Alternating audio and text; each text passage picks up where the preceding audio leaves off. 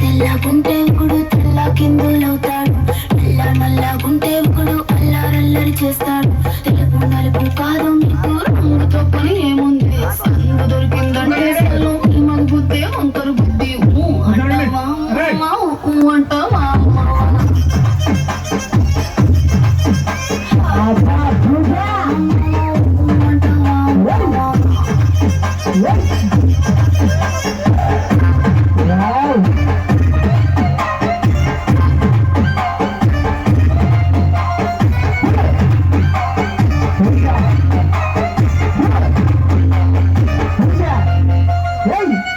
ఎత్తుగుంటే ఒకడు ఎగిరి గంతులేస్తాడు, గురిసగుంటే ఒకడు మురిసిపోతాడు.